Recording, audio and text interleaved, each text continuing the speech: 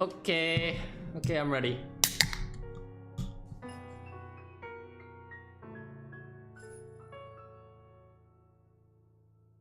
Ah! Oh, that was a bad idea. Oh, that was a really bad idea. Excuse me. Ah! It tastes so gross.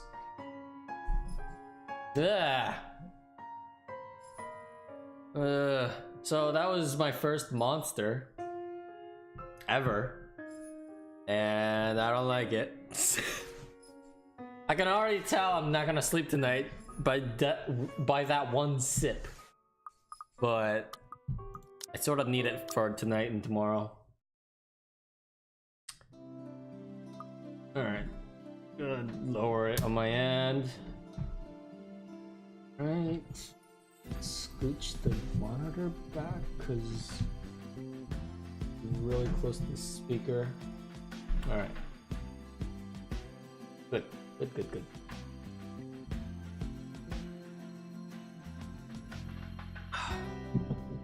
All right. So we're finally at Ashton's. Oh, look, it works. Look at that. Pages finally work. Checking her mobile, a lone voicemail from Ashton was in it, telling her they need to talk ASAP. Uh-oh. Yay, we're finally here. December 26th. Wow. Day after Christmas. Capricorn, 29 years old. Height 5'5". He's a lot shorter than I thought, but that's okay. Wait, he's way short. American Japanese, okay. Detective Inspector. Detective Inspector? Aren't they usually two separate things? Alright, never mind. Cool. And education, bachelor's degree in forensic science. Ah, makes sense. Sorry, that was my phone. No. Okay. Likes Hayaki, ice cream, Shirley, who's Ophelia? Old-timey action movies and thrillers, kart racing. Kart racing? Like actual kart racing? Like go-karts? Jazz and swing, Sherlock Holmes and Justice. There was little love between his parents, and though he grew up privileged, he found little joy in student life. He saw the standard testing system as a chore and considers his popularity among his peers to be an annoyance. Wow. Okay. Rebecca was the only one he considered a friend in St. Goretti, and he was no better when he went into university. If anything, his indifferent outlook got worse with his parents' divorce. He initially took law, but was quickly disillusioned by how heavy-handed and abused the system was. Forensic science, on the other hand, became fascinating for him. He served a brief time as a police officer before he... Sorry, my tongue hurts. Before he applied to join Luxborn's criminal investigation department. Early on, he was too eager to deal out justice, but his numerous years in service became quite the learning experience for him. Now as a detective inspector, he's been assigned to a biggest case yet. Well, that's why he doesn't talk about his parents too much.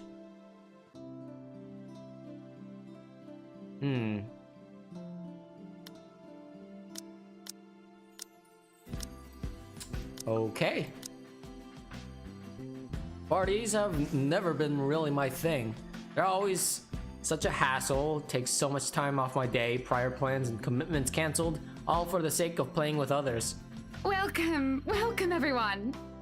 I hated them even as a child. Please, make yourselves at home. But Mom often insisted. She'd slick back my hair, put me in one of those stuffy dinner jackets, and if there were any children around, urged me to make friends. Never mind how utterly loud or tedious it was all for the sake of keeping up appearances. To some extent, Lies have already surrounded me long before I'd chosen what I wanted to do in my life. Luckily, there was easy ways to tune everything out, and much to my mom's frustration, I always managed to sneak my CD player along. I kept to myself and to my music, had my own little world. Until I learned to observe? It's a simple matter of awareness, really. And for someone with keen eyes, a skewed necktie or a simple flick of the wrist alone could tell volumes about a person. Still, I don't like parties, especially ones as big and fancy as the Wright's housewarming. However, when there's actual reason to go to them, I figure they're not too bad. Be careful with Shirley, alright? Besides, like it or not, wait a minute. Are we at the housewarming party? 28th? This is way late. Alright. Besides, like it or not, it's all part of my job. I'm here on a mission. One that has the name Luke Wright plastered all over it. You'd think the man would want to remain inconspicuous after his name was linked to several high-profile crimes across Luxborn. Granted, most of it has gone cold over the years, having stagnated without any lead or evidence, but that still doesn't make him any less suspect. Yet here he is, throwing a party in his own backyard. Although having observed the man in the past year, I'm not even shocked. He craves it, the damn spotlight, constantly yearns for attention like a neglected puppy. It doesn't take a genius to figure out why he's nowhere to be found in his own party. But that's not the problem here. What pisses me off is how far his reach extends, how close he has creeped into the lives of the people I care about. Again, like a stubborn itch you couldn't be rid of. First, Professor Clark, and then there's Isabella. I've also spotted Z-Man here a while ago, and now there's Rebecca. Can't you at least act with a bit more shame? Becca, if I find a single scratch on Shirley, there will be hell to pay. There will be also hell to pay if he so much as harms a hair on either Zach's or Rebecca's head.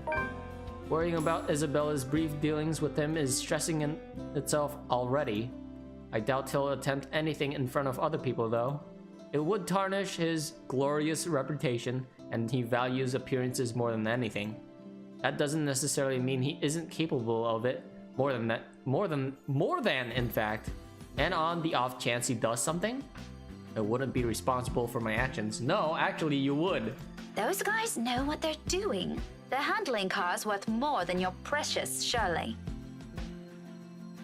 For Zachary's and Rebecca's sakes, however, I really hope this will simply be another housewarming party.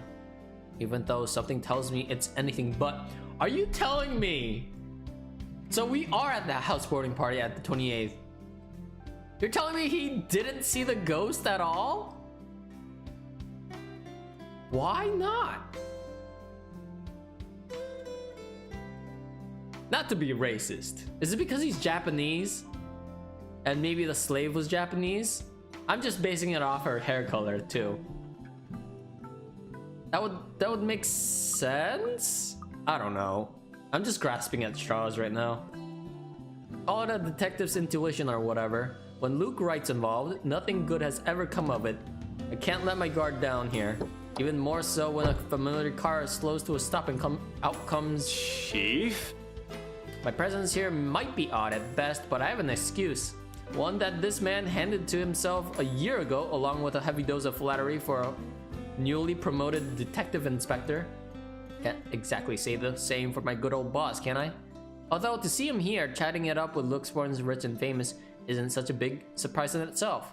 Though disrespect meant, but the guy is obviously a social climber.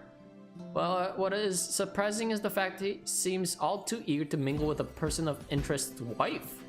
Just what the hell is he doing here? Ashton, what's... Sorry, Becca, I just saw someone I need to catch up with.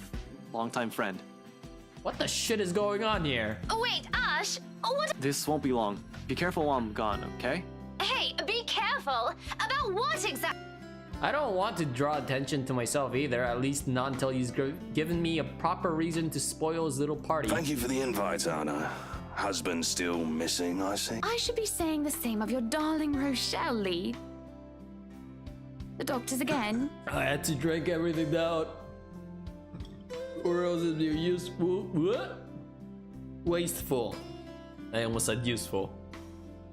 For now, the best I can do is wait. I am buzzing right now. My eyes are like, whoa.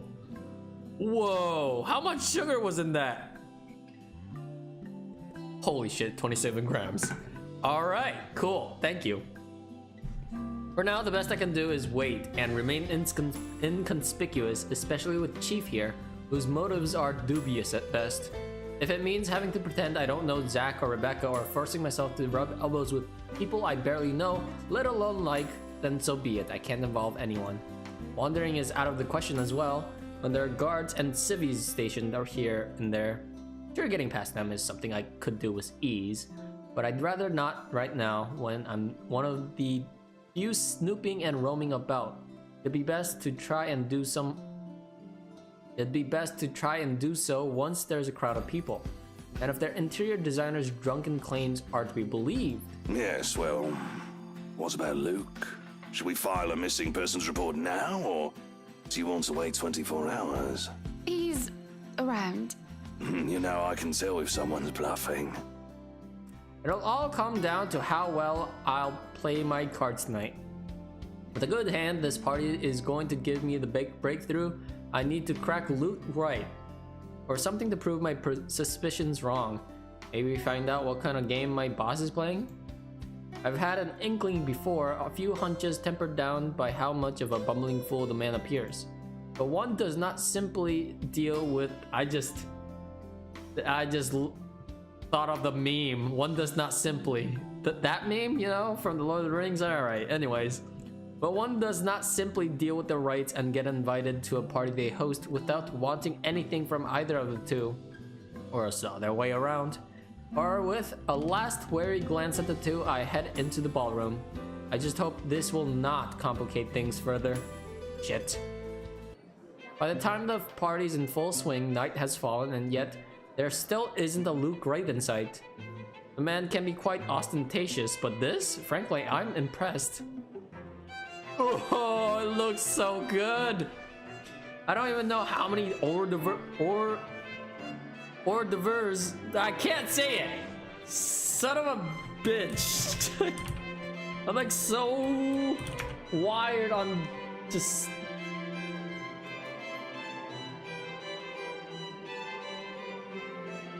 Hors d'oeuvre.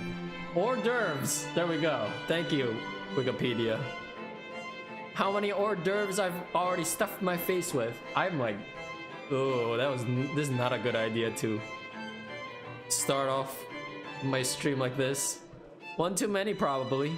The servers are already giving me a stink eye every time I saunter over the buffet table. Blame your employer, not me. He's the one who's got the guts to show up late. Besides, most of the guests' idle talk is concentrated in this area. Despite standing in the same room with the same very people they're whispering about, some just couldn't resist. I might as well just keep an ear out for any useful info. Is Suarez still fixing that tech problem? Tech problem? It's been 3 years. Sooner or later, the Blighter will put 2 and 2 together.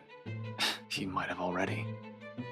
If the red tape I'm being slammed with these past few months suggests anything, or that or someone has been pulling the strings, I wouldn't be shocked. This case would not have gone this long if Scumbag didn't have a mule or some kind in the viewer. Shush you, we all know Suarez just wants an out. I knew he was bad news the day the merger with Evans Incorporated happened. Feh. Glad I did not have to deal with that. What the hell? Is all the dialects in this conversation? But keep it down, someone might hear. The wife especially. This kind of negligence has always been an advantage, but sometimes I wish I could be smashed drunk while doing this. Having sharp ears also means you get to hear the most unsavory things.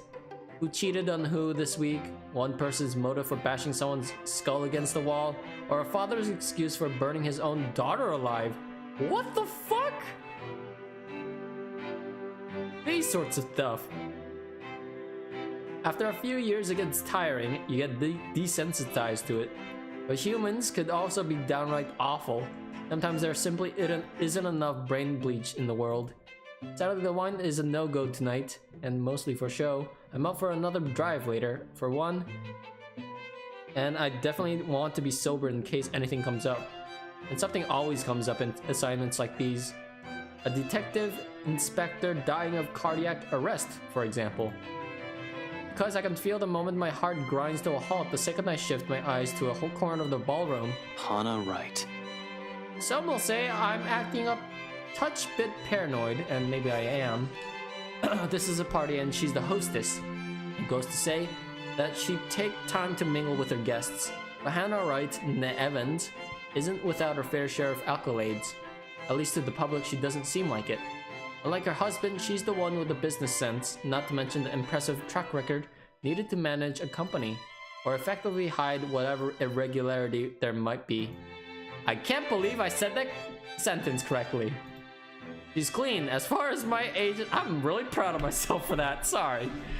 And I have found it doesn't rule out a possible involvement in whatever her husband's up to. How Luke Wright came out clean in previous reports until I bothered to take a deeper look into it. What I've found may not be sufficient to bring anyone to trial yet, but it's enough to nurture suspicion. This may be a bit of an overreaction, but no one lasts long in my line of work by being careless. You would catch his eye a lot better if you wore nicer clothes, don't you think? Didn't realize the housewarming was going to be this fancy. I would have gone with a nice dress if I knew. Nothing to be worried about then. She's probably even more careful with appearances than her husband, having grown up with the spotlight focused on her. Yet even knowing that the anxiety stays has been here since the party started. I've brushed it off earlier, who wouldn't feel edgy, right? I've gone undercover in the party hosted by the very person I'm investigating. That in itself is risky and has plenty of rooms for error. Usually though, the tension passes around for the first half hour or so. I've been trained to remain composed in situations like this. However, with each second I spend here, it only grows heavier and seeks to overwhelm. The odd feeling that someone is watching me instead? It has been like this since the last week, but I should already be used to this. Is it the ghost? People would be looking at me no matter how small or big of a blip I am on their radar. Oh, those are just whispers. Okay, I was like, is that the ghost whispering? But no, it's just gossip in the ballroom, I guess. That's what they do in these things. But when the feeling of eyes burning into my back lingers longer than necessary, I've been looking around every now and then to catch the culprit. No luck, because it's a ghost. And despite my efforts to push the sensation as far down as I can, tiny pinpricks continue to sting the back of my head, and the ghost of a cold touch creeps up my limbs, until my gaze switches back to Rebecca and Hannah Wright. Oh, he did see it. Wait, this is when he sees it? He stands there, dark-haired and dirty, sticking out like a sore thumb. Even so, no one seems to notice. Although she's looking away from me, her mere existence here strikes, disturbs. A sense of tunnel vision binds when I stand stock still and gape at her, like my life depends on making sure she stays where she is. I feel trapped in her presence until another guest bumps into me, yanking me out of stupor. Only then do I realize I've been holding my breath. Before I could figure out what happened, she's gone. A quick scan of the room yields no sign of her. The party continues as if nothing's amiss. I'm not really one to judge, but I'm sure someone like that would not have been allowed in this fancy thing like this. What has the security been doing? Are they really not that incompetent? Are they really that incompetent for someone so distinct to easily get in without notice? There should have been an outcry by now, particularly by the host. She's just standing almost an arm's length away from the woman, and yet she simply continues to talk with Rebecca. Oh, the professor! And your little Becky! My parents couldn't make it since they're in Scotland right now. And Mom says hi, by the way. Is there something in the food then? That I'm starting to see things? It couldn't have been the wine though. I'm every bit as sober as when I first stepped up my car. The hors d'oeuvres? But why would anyone want to do that? Why would Luke Wright want to do that? He's fishy. but I couldn't see why he'd ever think it'd be a good idea to lace the food he'd served in his party with someone like Chief Lee on his guest list to boot. He's been linked to the narcotic trade, yep. However, that kind of tactic is below him, that much I could tell. Unless there's a mass murder waiting to happen here tonight, which I highly doubt. So... What the fuck was that? Good question. But there's no time to look deeper into this even if I want to. Not when there's a telling silence comes into the room and draws everybody's attention to the main doors of the ballroom. About damn time. Good evening, ladies and gents. Enjoying the party? I hope I'm not too late in welcoming you all to the right mansion. I've been tailing this guy for a while now. Before that, I've heard stories from previous officers who tackled this case, none of which are pleasant. Mind, I'm not counting the incident with Professor Clark. What happened with Professor Clark? Yet, pleasant is glossing over the gravity of it. While Wright's good at covering whatever shady stuff he's doing, he's shown to be a really rotten guy. At least that's the case when he thinks none of his peers are around to judge him. I've lost track of how many counts of verbal abuse and harassment cases the guy could be pinned with.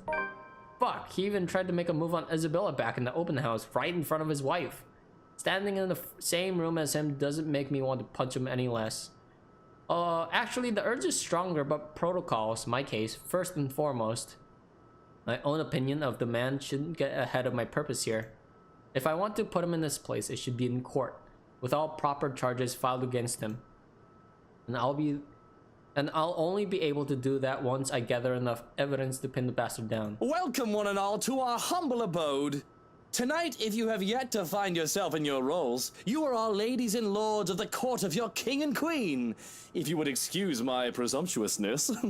So, enjoy the feast that has been laid out for your senses, as we only allowed the best to be served. Enjoy the rest of your night, everyone! Suppressing my annoyance, I prepared to step away from the crowd. Amidst the cheers and claps, now is as good a time as any to move? I'm gonna... hold on.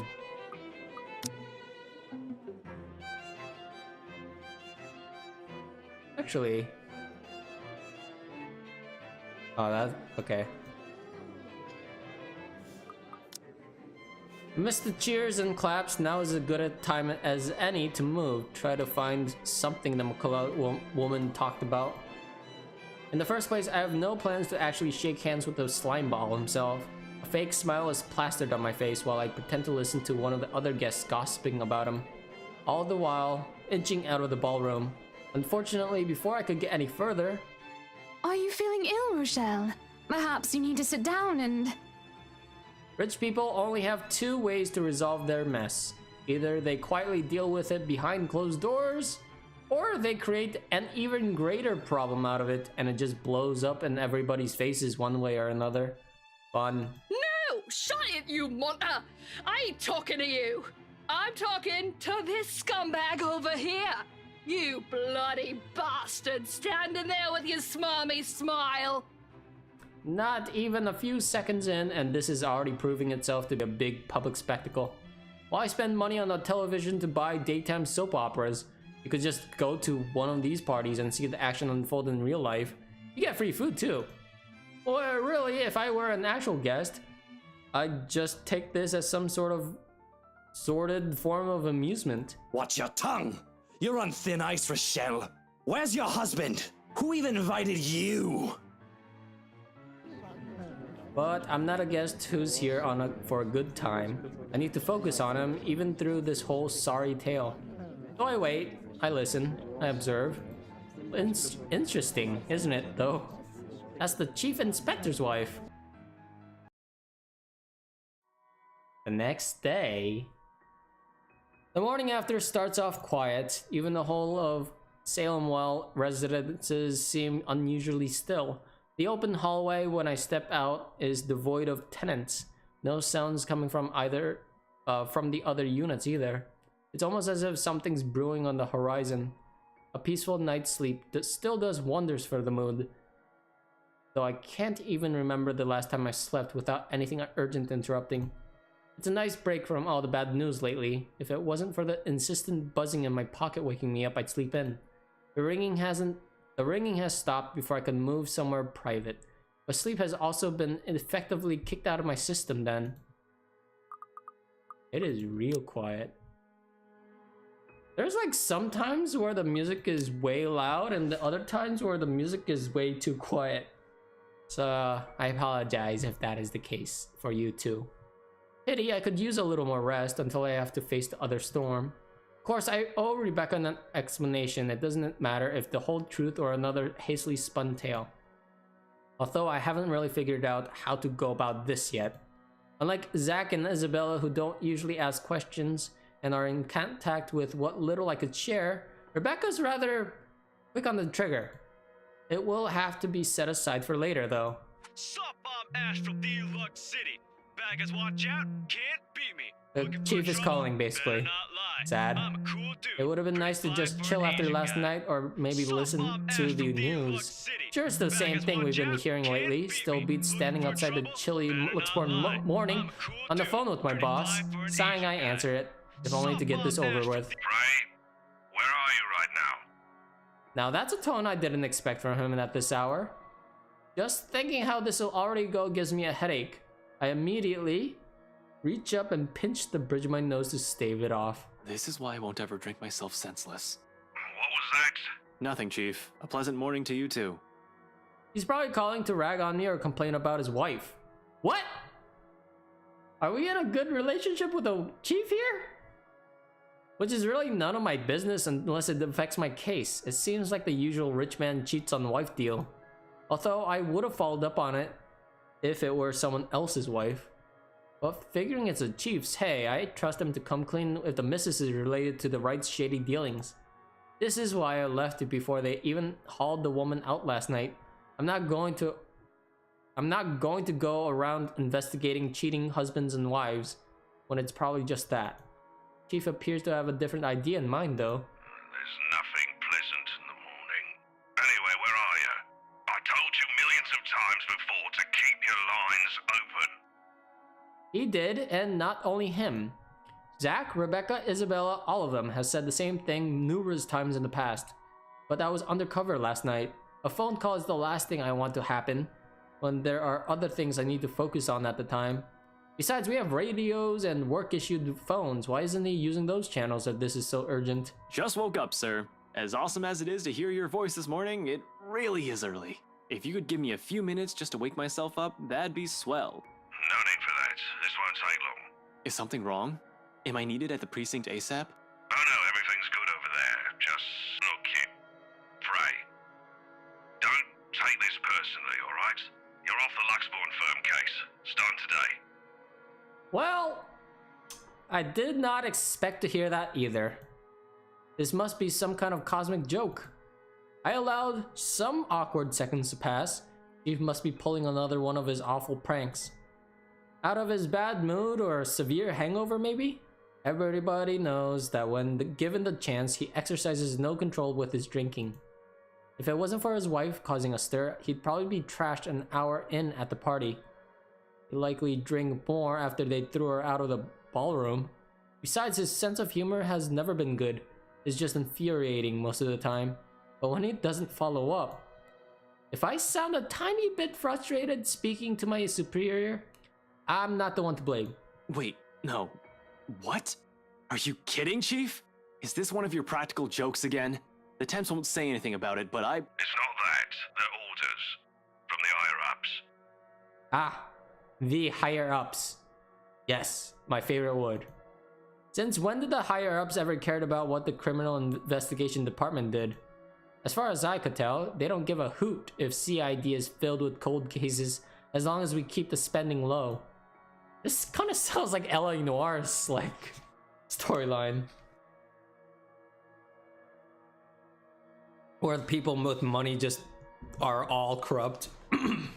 When I need to view those old case files though, they're locked away in the archives. You're gonna have to check with the higher ups. I need access to those reports, see the higher ups. Every step, every move in this case, where there isn't one that hasn't been gated by some authority. If it's not the chief, it's the commissioner, or so they always tell me. It makes one wonder why they even bothered assigning it to anyone. Not a single one of them has done anything to move the case. and they wonder why it has taken so long for even a hint of progress to show? You can't just drop this on me. You can't just take me off like that. Yes, I can. And I'm sorry, Ashton. You're a good detective.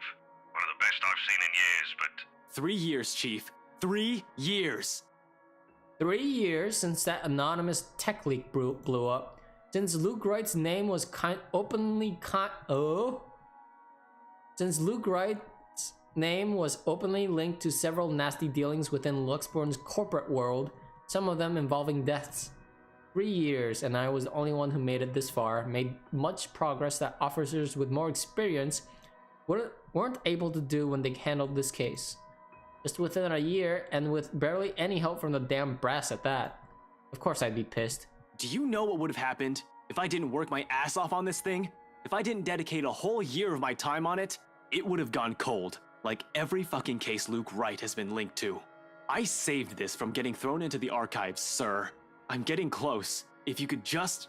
I'm fully aware of what you've done, Frey. But the Commissioner hasn't been happy with your progress. Still too slow by their standards. Too slow? That's a new face. Well, what about those reports I filed? I've documented every freaking thing for them. I've given you every important lead I can gather. Isn't that enough? They need results, not a bunch of research papers. Not one baseless assumption after another. Concrete proof, Frey. I'm really sorry. They've already made a decision.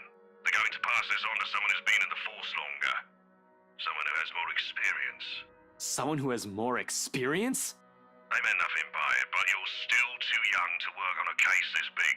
Chief, I've already done more than what those old farts ever did behind their desks. All of it, within just a year of being assigned to this. Watch your language, Frey.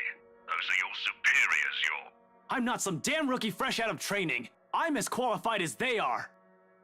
Futile, I notice. They'd never say it within my earshot, but from the very minute I stepped into their precinct, the lot of them had underestimated me. From their stares alone to the assignments I get. To them, I'm still just a kid, too young, too green, too inexperienced. And once they pulled that card on me, every argument I have gets thrown out of the window. No matter how logical it is, how much I've accomplished, what my records say, or the amount of work I put in every investigation they've thrown my way. We're all aware of your skills, kid. You wouldn't have that badge and rank if you weren't good enough. However, this case is just not for you. Too high profile, too risky to put a good officer like you in harm's way. Can he even hear himself? The reasoning itself is odd. No one joins this line of work without knowing the dangers of it. Don't I get a second chance? You said it yourself. I'm a good detective. It'll just be a matter of time before we can close this. It doesn't matter what I think, Frey. You're off the case, and that's final. I expect all related files and documents on my desk by Monday morning. And don't even try to go touch anything. I know how hard-headed and determined you are. Chief, please. A few more weeks. I'll have the proper evidence left on your desk by then. I swear it won't take longer than that. Afraid it's too late, boy. I've already informed the other officers. You aren't to be allowed access until you've been given a new assignment. Now just keep out of the precinct, Frey. Take the weekend off. Seriously, Chief, is this about last night? If this is about me being at that party, I have a good reason for... You were at the party. Oh, it makes me pause. His wary tone, the sudden careful note of his voice. Slowly a frown forms in my face. My eyebrows knitting together in confusion. Much as I hate to say this about my own boss, there's also suspicion in it. Hard not to think of it that way, seeing how he acted around Hannah Wright last night. Is he worried? Why should he be? Anyone was invited. I didn't doubt for a second why he received an invite, even if his presence was questionable. There's something wrong, and I've unintentionally walked into it. All I have is this sneaking suspicion, but when one looks at this from a different angle, put everything together, why the hell I've been taken off the case might be for the same reason he was there in the first place. Fuck. Yes, Chief, I was. For a good reason. A friend invited me to go with her. What were you doing there? I know we don't have a strict rule against attending functions, but that was... He coughs, and it almost sounds like he's choking on his own excuses? Lies? I don't want to accuse him of anything yet. He's someone I've respected since I joined the LAPD. Even when his bizarre sense of humor and tendencies to procrastinate, he's obviously competent enough to get the job done. He wouldn't be Chief Inspector of Luxborn Police if he wasn't. Nope. He was put in that position because good question. Probably because Luke put him in that position to cover shit up. He wouldn't last years in service without some track record backing him. Nope. Unless that too was a fluke. And what's backing him is not something, but someone. Oh shit. Fucking hell. Fucking shit. Chief Harvey, about last night with the... Why does it matter, Frey? This isn't about that. Why does it matter? Why does it matter? I'll recite the whole damn oath we've taken up upon sworn into service if I can, but at this point it seems too late to remind him of that. He has probably already moved from serving and protecting people to serving and protecting his own interests. Damn it. I've suspected the upper brass of it, even the lower ranked subordinates in the force, but from my own boss? Shit, no wonder that leak didn't lead anywhere. Someone closer might have been pulling the strings. I might have been set up to fail long before the fucking case had been assigned to me. But I don't want to just give this up. I don't want to believe I've wasted an entire year for this. I don't want this to be the kind of news to tell Professor Clark after all those promises I've given the man. I just want to know, sir, at the party, with Luke and Hannah Wright, you were... Monday, Detective Inspector. First thing in the morning.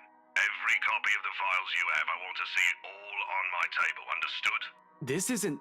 Frey, am I understood? What else can I do other than smile and nod? With my own superior expecting an answer using that tone, brushing my questions off as easy as discarding a dead body. Yes. Yes, sir. He cuts the line as soon as the words are out. You're off the case, Frey, just like that. Funny why this still caught me off guard. I've discovered years ago how different the actual thing is, how far from reality everything I've believed in a dreamy-eyed kid. There are no high-speed pursuits every day, no thrilling gunfights or exciting cases every step of the way. Only paperwork, lots of red tape, and dealing with the politics and bureaucracy. I've set out to change things, hoping it'll make things better for the people I care about. It ended up changing me instead. Serves me right for being too idealistic, I guess. This is probably the universe telling me that it's better to remain the skeptic I really am. Now here I am, standing useless. Can't even do anything but grit my teeth and kick the wall. The bastard didn't even acknowledge my response. What did the poor wall ever do to you? It figures that Rebecca would be the one to find me in this embarrassing state. Honestly, I don't like it when she sees me like this, which seems to happen a lot regardless of what I want. Rebecca, now's not a good time. The concern I expect from her when I turn isn't there, however. Instead, she just looks, well... The storm I left brewing last night is right there on her face, ready to be unleashed. When is it ever a good time for you? You're always so busy with everything now. Now I find you here, sneaking out without even bothering with a proper goodbye. Not even a word.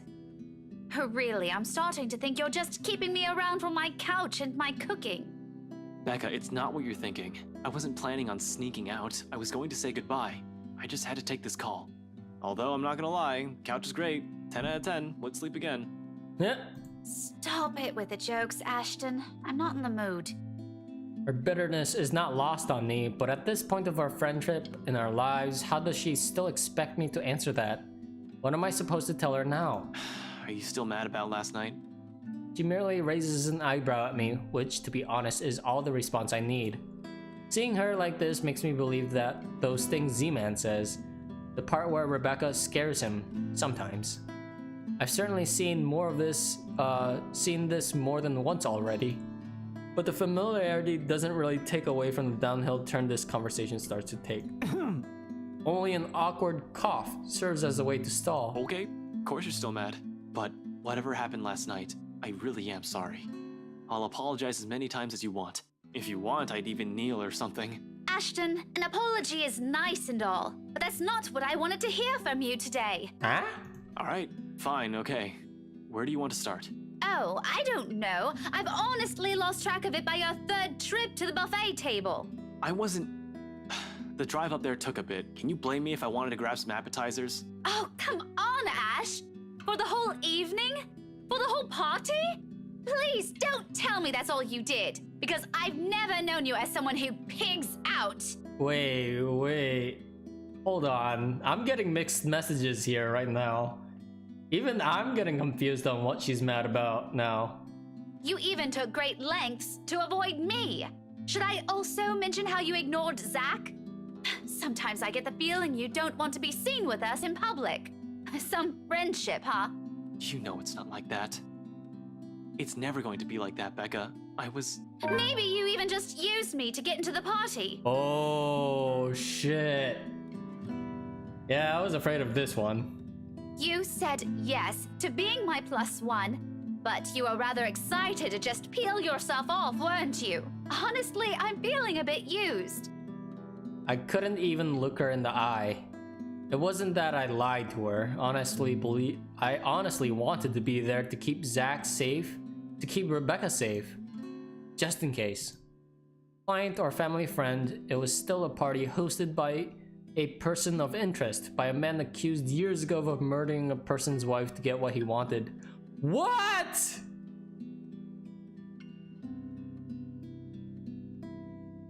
Oh, murdering a person's wife. Oh. Wait, what? Did he murder Hana's dad? Or mom? Her mom? What? But then the chief showed up, Hana Wright happened, and Luke Wright just couldn't be bothered to die peacefully somewhere. All of a sudden, none of my original reasons mattered. If I was found out right there and there, hell, if Zach and Rebecca's connection with me was found out, who knows what might have happened. But Rebecca doesn't understand that, doesn't understand what I can and can't say to keep them from harm. It's all in her eyes, in a tight line of her lips and her furrowed brows. The hurt. I'll ask this again. Just what were you up to during the party? What were you doing that you couldn't even take 2 seconds to make time for your friends? But this day is just off to a wonderful start. First my case, now Becca. Stretch the truth. Well, that's what I'm gonna do. I don't want their friendship to be broken up. I mean, he's off the case, so you might as well. That's probably not how it goes either. But fuck the case. Save the friendship. I don't know if I went up or down. Obviously, couldn't say, hey, Becca, you know the rights? They're suspected to be ringleaders of a crime syndicate and shit like that. Protocol or otherwise, there are so many things I'm not allowed to tell the others. Even if I'm able to share information with civilians, knowing anything could very well put them in danger. That's why I keep it vague, obscure the facts, and when push comes to shove, stretch the truth and lie through my teeth. It's a necessity I've grown to deal with. It has already become a part of me, no matter how much I loathe doing it. I mentioned it, didn't I? I saw an old friend and I thought I'd catch up. Didn't really notice how long our chat got. That's how you're gonna do this? You know what they say about time flying when you're having fun, and Lloyd is a fun guy. She doesn't look convinced at all. Although she's the very picture of someone who is at least willing to listen, her glare effectively takes a good 20 off my current years. I feel like a kid again, being reprimanded by my junior high teacher for sleeping in class. But getting away with that is easier than with this one. It's the thing with someone you've been friends with for so long. They're the ones who know you inside and out. Good grades wouldn't be enough for Rebecca to let this whole thing slide. So, this Lloyd is a friend of yours who was at the party? Yeah, we go way back in the police academy. Though you wouldn't have met him. See, he mostly deals with teenagers and gets into a lot of messy stuff and... Cut the shite. Yeah. You're not a very good storyteller, Ash. Don't try to make up a character just so that you can lie to me. Why did I ever think this was a good idea? Although I'm not making these people up, only twisting the facts. For someone who's already angry beyond reason, everything will sound like just an excuse. I'm not making stuff up. I did have a college mate named Lloyd. I think you would have liked him. You're both Scottish. He used to hang out a lot with Joey and Rashid, but they went off to work in London. Bunch of good guys. I should really ask if they're swinging by Lux anytime soon. That doesn't make things any better. You were there because I invited you, and you just up and turned your nose from me. You might as well have disappeared completely for all you cared. Oh, well, okay. Here's the thing, Rebecca. You invited him for the purpose of, I don't know, getting close to him, but, like, that's the thing with people. You can't really control them. I don't know. That's just my 2 cents. If you're gonna invite someone to a party with you, it's not like they're gonna be like, oh, this is a date, unless you say so up front. That's just my thing. I'm pretty sure he just thought like, oh, let's go to a party. Not really together, and just invited also because your parents? I don't know. I don't know how I feel about this right now. I feel like what I'm saying is also an excuse. Just say you don't want to talk about it instead of lying to my face. I do feel guilty still. We've already been down this road. This is something I've done so repeatedly in the past, something she's heard from me more times than all my fingers could count. Something I'll just have to get over with at this moment. I'm sorry, you know that, Becca. I really, really am. I wouldn't do this shit if I didn't have a good reason to. And you know that I don't like you lying to me. If you can't tell the truth, just don't say anything and shut your gob. I swear, Ashton Frey, you are just so dense. I'm so angry. I can't even bear to look at you right now because I swear I'll knock you right off your block. Oh shit, she's pissed. Oh man. I mean, what good reason could you have to act like an antisocial asshole? The only time you did talk to me was to spout some vague nonsense about Luke. What was that all about? Were you somehow expecting me to just accept everything as it is? I think she just snapped right now about the last 17 years of friendship. I mean, come on, Becca, you're like 29.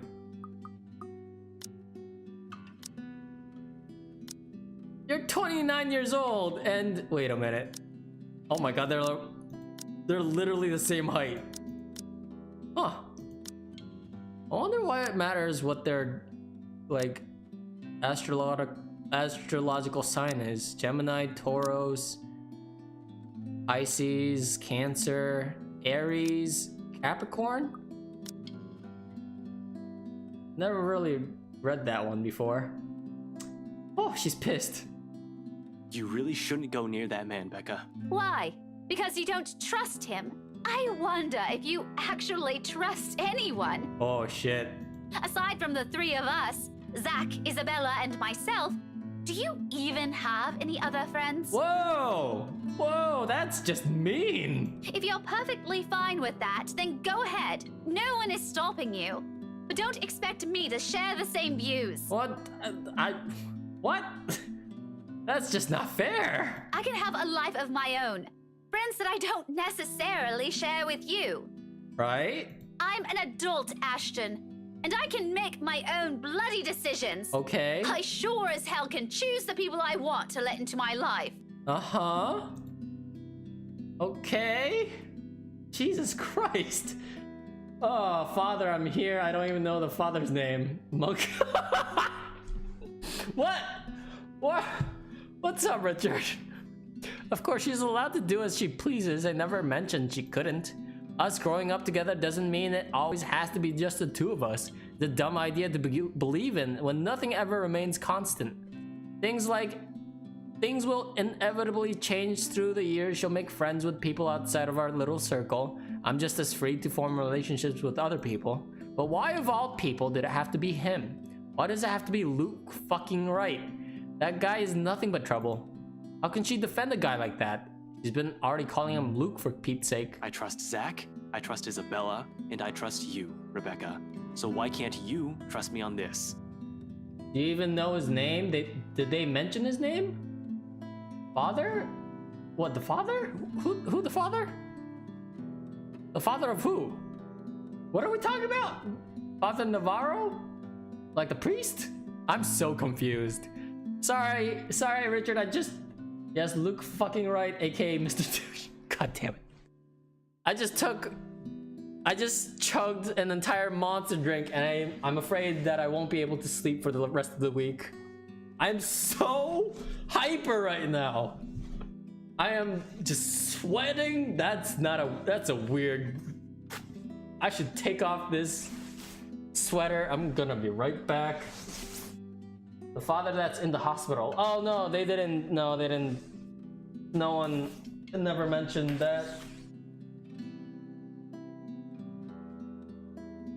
Oh my god, it's hot in here. Excuse me. All right. You need to stay away from that man because he's. I really wish I could tell you. Oh, she's gonna be pissed. What was that saying Isabella mentioned before? A liar is the brother of a thief? People who look at me now will probably say I'm a hair's breadth away from being a criminal. Z-Man said something like that once, a few years into our friendship. I left it off back then, but now? They're probably right. Little by little, I'm becoming the very kind of person I hate. How ironic. The silence afterwards brings an even heavier air between us. Something that Rebecca, thankfully, doesn't allow to linger more than necessary. I suppose you have to go now, huh? What? She was so angry! Where did it all go? What? I don't. Usually they'd be so angry they just storm off or go back to their room or do whatever. Just like, fuck you, I'm gonna go this way, you should go the opposite direction. If you do go my direction, I'm gonna beat the shit out of you. But no, the anger just dissipates. Why is she not angry anymore? The situation's already awkward as it is. Dragging this out will only make it more, what? Difficult? Messed up? As if it isn't already. Back to your case again? Where did the anger go, Rebecca? I don't really have to. I have no case. As far as the job is concerned, I have the weekend off until I have to report to Chief on Monday. Although I don't want to just throw in the towel on this. Orders are orders. This isn't like the movies. I don't get to say fuck off, throw my gun and badge at him, become some vigilante, save the day and get my job back. I'd rather get my ass thrown in jail than do any of that. But it's also not in my nature to sit still and do nothing. It'll drive me crazy if I just idle about. Besides, there's someone who has to know about this whole Luke Wright thing. Yeah, I need to go talk to Professor Clark. And there's something else I need to look into. The other matter she mentioned last night specifically. The same stuff Zachary has also been trying to tell me. Oh, by the way, Richard, it turns out throughout the entire week where everyone else has been seeing the ghost, he has not seen the ghost at all. Because it started right on the housewarming party. And only at the housewarming party did he see the ghost once. And he's like, huh, that's strange. She looks out of place. Things even the news have been blasting out of the general populace lately. Evening, afternoon, morning, all deaths with the same modus. Blamed on a single serial killer. Or is it still the case? Found dead in the early hours of the morning today. The fire was contained within the room and no other tenants were harmed, according to Lux Swan Police. We're grasping at straws as far as these murders are concerned. In the first place, I'm not even the one heading this investigation, yet look at me treating it as another high-profile case on my shoulder. How sad is that? Although all three of my friends have mentioned seeing something strange, I don't want to go into that line of thinking for now. Not yet. Not until I've exhausted every logical argument I could throw at it. To be honest though, I don't know how to take all of this anymore. I've already given Isabella my word.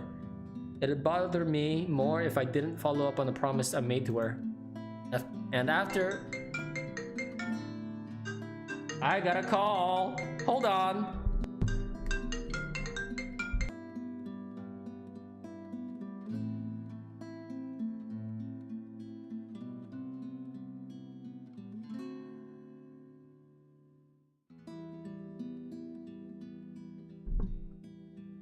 Hello? Okay, sorry about that.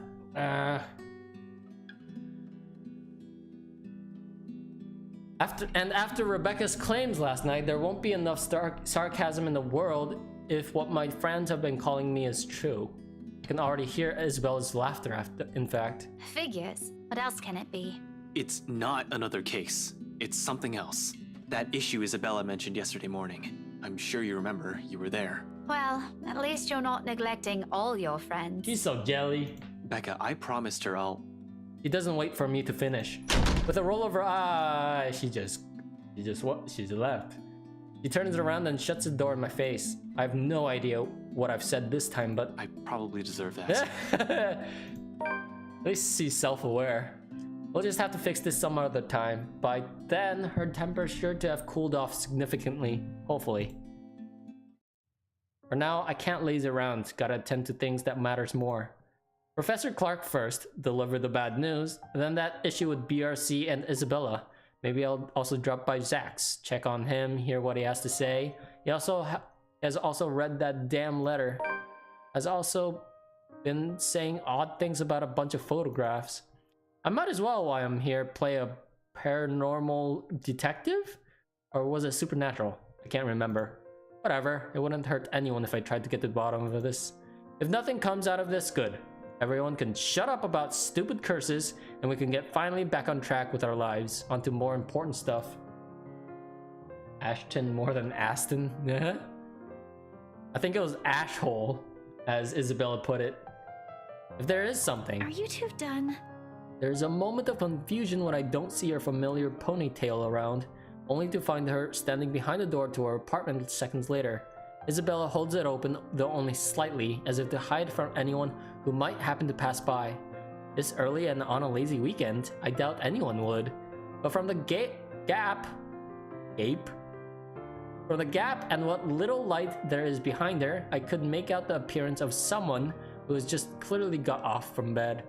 Hair is in complete disarray, eyes still heavy with sleep, and a small pout on her face.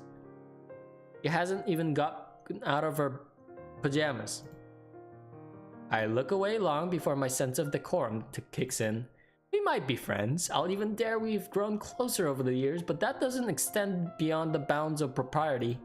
Christ, even Rebecca never greets early visitors in her sleep clothes. Though maybe it's our fault why she's up this early. Still, heat makes a slow crawl up my neck. You're like 29. What's so nervous-ing?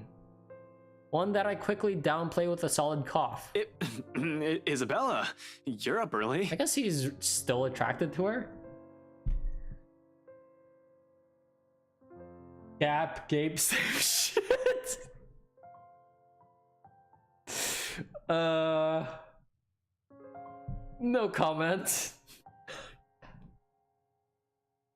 Absolutely. Oh my god. Shit's getting kinky around closer boys. Oh boy. Just to be friend zoned. Isabella, you okay? Yup. Lame. No, I'm not. I'm usually up at this hour. You're the one that usually sucks at getting up early. Aw, where's the pajama clothes? Come on, Yang Yang. Where are the pajama clothes? Oh, this would be like a perfect opportunity to give her different clothes. I'm just saying, man. If she's in pajamas, I want to see her in pajamas. I don't want to be lied to and be like, she's just in her normal clothes. Says the person who looks like she's just fallen out of bed. Actually, hold on. All the characters wear the same shit for like a week. Do they not have other clothes? Instead of the usual quip, I don't know why I didn't question this before. She simply averts her gaze to some point beside her, and although it only flashes briefly across her face, an expression of hurt flickers in her eyes. Because they have enough money to do all the animation and voice acting and stuff, why can't they do extra illustrations? I'm just saying. One thing probably costs more than another. I don't know. I've never developed a visual novel to this proportion before. I have questions, man. Where are the illustrations? God damn it. It disappears the second she turns her attention back to me, but that moment has sent a worried twinge in my stomach. I've seen it on her plenty of times before, but just never in a manner that unsettles. It feels, I don't know, off this time? I didn't say anything weird, did I? Hey, are you... Anyway, Was that Becca with you? You both sound like Mama and Papa when they fight. You're awfully loud. If we get another memo from the landlady, I'm asking the guard to ban you from ever entering this place. Damn. Me? Becca's the one almost shouting. That's true. Yeah, well, she lives here. You don't. What? That should still apply. You have no excuse. You're the suspicious looking person. Yeah. Ashton, looking like a Final Fantasy character. Thanks. Glad at least one person appreciates how I pretty up this place. Don't flatter yourself. This place would be so much better without having to see your face every few days. She follows it up with another pout. But her ruffled appearance, particularly how puffy her eyes are, I noticed just now, takes away from the intimidating effect she's trying to show. Really, right now she just looks like an angry puppy. I might have laughed had it not given me another nagging sense that something is definitely wrong with her. What? Has she been crying earlier? That is worrying. She rarely does that. The only time it happened? The one time I've ever seen her genuinely tear up over something? I think it was after Devlin Court, the night after the bridge. I want to ask. She seemed determined to keep it to herself though. Belle, did something? About yesterday, Ash. The things we talked about. Do you think... Hey Mossy, can I come over to your house and start screaming? No. Absolutely not. Stay away from my house. Do you think we can take a look at it today? We? I never said you're coming with me. Don't worry, I didn't forget about it. You'll be the first to know if I find anything. Wait, why not? Cause you're gonna scare the shit out of me. I don't want that. I feel safe here. I would rather not feel safe here. Did that make any sense? I'm not making any sense now. Your neighbors won't give a shit. Oh wait, that's just me. Damn it. No, I want to go with you. I'll be ready in a few. This won't take long. He doesn't want to go. Isabella, you really don't have to. I can handle it on my own. I won't get in the way, I promise. Besides, maybe I can help. How? Huh? How? You gonna run away as soon as the ghost shows up? You know, if there are files you want to check. I don't like what she's implying. It's true LAPD is having a hard time with this, but taking Isabella with me? It's out of the question. Under normal circumstances. You're the one who's going to get in trouble if you do that. You said it yourself. You need information, and I can help you get that. And it's not like it matters anymore. What?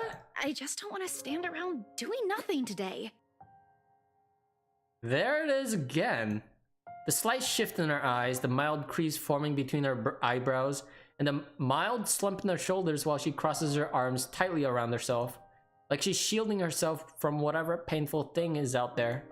I have plenty of reasons why I shouldn't let her tag along. Actually, no. We should let her tag along. Because we should not let her inside her room. Because that's where everyone else is dying. Everyone else on the news has the words "help me" just plastered all over the walls in blood in their own room, mind you. So we should probably take her with us in case some weird shit happens at home. Because both Rebecca and Isabella live alone. I don't feel safe with that. Actually, everyone lives alone. Oh shit, we're all fucked. First and foremost, she's a civilian. Second, I have no concrete plan of action yet. I'm going into this blind. No matter how I look at it, it's simply better for her to just wait, so she won't be dragged into what might be another one of my failures. Her assumptions may be a dead end for all we know. But seeing that expression on her, hearing her speak those words out loud in a desperate, almost pleading tone, I can't bring myself to say no. But I give in, because right there, I see myself in her. The person who doesn't want to stay idle, who doesn't want to think of the problems haunting him. All right, 5 minutes. Hey! Richard slowly leaves the stream before we're all fucked. What? You're timing me? Well, I can't wait forever. I'm a very busy guy. But she's a girl. It usually takes girls like 30 minutes. Minimum to get ready. 4 minutes and 45 seconds, Isabella. That's not enough time. I hate you so much. She has to do her hair, she has to shower, brush her teeth, do her hair. Did I say that already? 4 minutes and 30 seconds. 29, 28. You can see why Ashton's been single for 29 years. I'd hurry if I were you. Ugh, you're awful! I hope you never get a girlfriend. She slams the door right after, although my chuckles, the mirth and lightness in it linger. With her, those have always come easy somehow, even as it echoes fade and only the ghost of smile. What? With her, those have always come easy somehow. Oh, the smile. I thought he was talking about girlfriends. I'm like, I guess that would make sense, because he is pretty good looking for an Asian guy. I can't believe I said that. Even as it echoes fade and only the ghost of a smile remains. It's not like I'm looking for anyone else. Oh, look at that! Looking at only Isabella, poor Rebecca. I want to tell her. It's not because I can't. I won't? It takes me about 5 minutes to get ready. That's because we're guys, dude. We just need to brush up, put a little gel, maybe some cologne, and then we're done. We don't need to do any makeup shit. We're just like, all right, I need this, this, and this, and I'm good. I'm sure we're not all the same, but I'm pretty sure like the steps are the same or universal in somewhat. I'm the one who has chosen not to until I fixed myself, until I found myself underneath all that guilt and those lies I've been telling all these years. Because no matter how heavy the weight of these feelings are, I'm not yet worthy of him, of her. Until then, little words and gestures are the only things I can offer. Minor stuff such as digging deeper into this thing with BRC in order to ease her worries. I'm not even sure if this will give us anything. Unlike the firm case, which I already proper leads on, I'm just going by her word on this. Speaking of the Luxburn firm case, I still have to inform the professor. The apprehension's there for sure. I've made a lot of promises to the man, and I would have preferred to tell him in person, not over the phone. But it's better for him to hear it from me rather than from a stranger. Look at his busted up phone. The railings offer a steady support while I wait for him to answer. I'd like to think I can do this without losing my nerve. My grip on the bar surely tightens though once the call connects. Ashton. Not running today, Professor? He's usually at the park on late Saturday mornings as long as it isn't raining cats and dogs. Keeps him young and healthy, he says, as he's a vampire. A very, very old vampire. And he's certainly fit for a man of his age with a sedentary job. Oh, no, not today. I'm Team Rebecca Whoop Whoop. He's definitely at the usual place though. Cheers and laughter, likely from children and families, filter through the receiver. I tend to avoid the park precisely because of this. No use reminding myself of the could-haves when it's already over. Mom's doing well with her career. Dad's also fine the last time I visited. Although neither remarried, they're both content with their lives as it is. I'm probably the one still caught up with it, hence my aversion. But all in all, it's still a pleasant sight to see.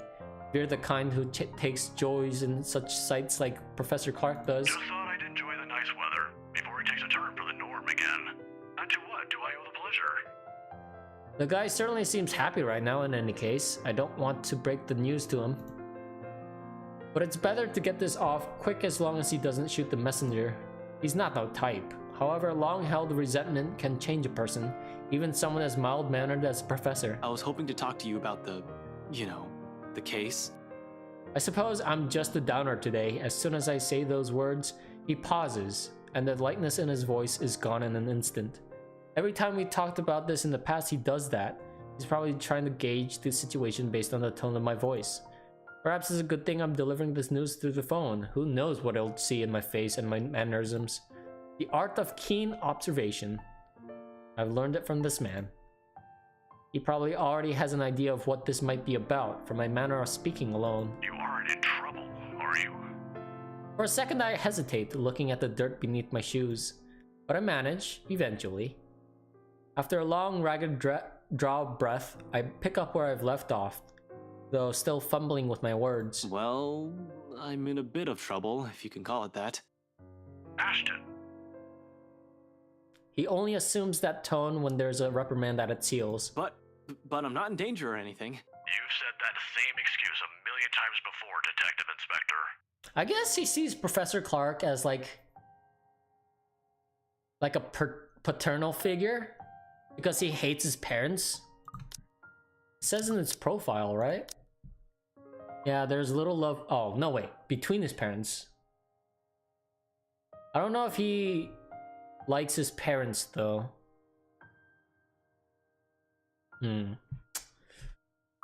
But maybe he sees Professor Clark as like a paternal figure rather than his biological dad.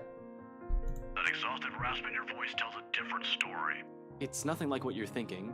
Don't worry. I was just... I was taken off the Luxborn firm case.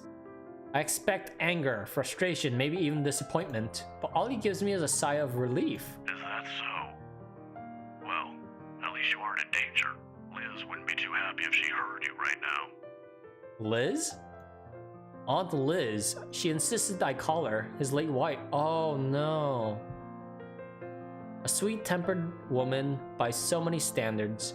Wait! Luke murdered Professor Clark's wife? Why?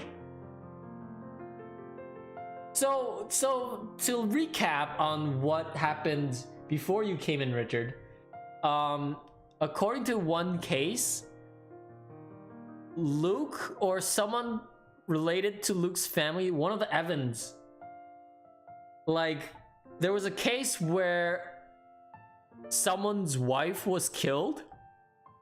I'm like, that sort of explains why Professor Clark hates the Wrights family. Oh no, but what happened? If that's the case, a sweet-tempered woman by so many standards, they were never blessed with kids and contented herself with simply managing their bakery. But she's the closest I had to a mom in the few years I've known her. Professor too. Yeah, look. In the absence of my own parents in my life, the two filled the ache their divorce left in me. Believe me, you'd get an earful. You don't want to show up on her doorstep looking like you haven't slept a wink either.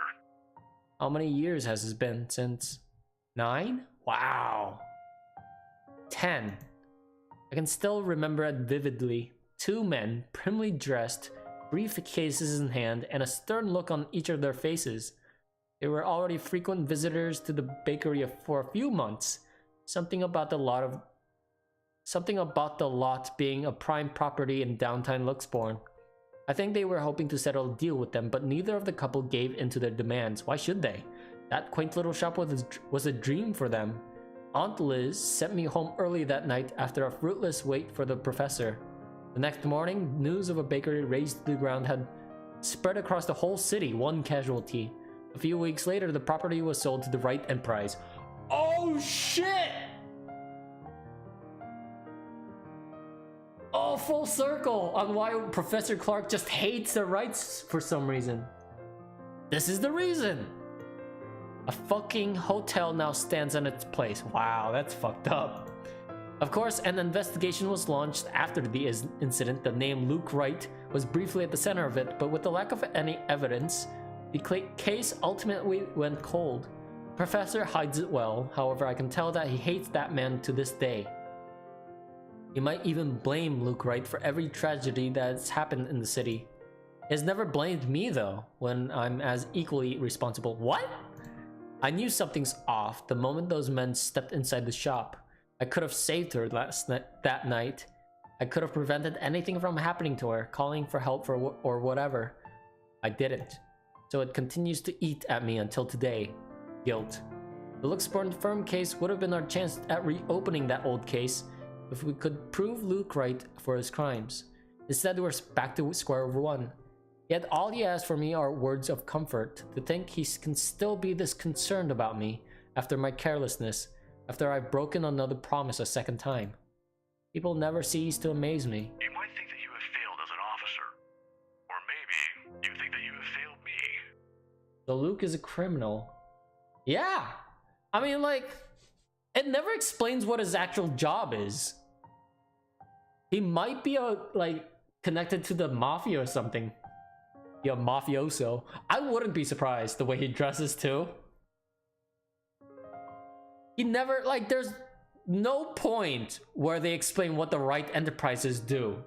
I guess it's like real estate, but then like I feel like they just hustle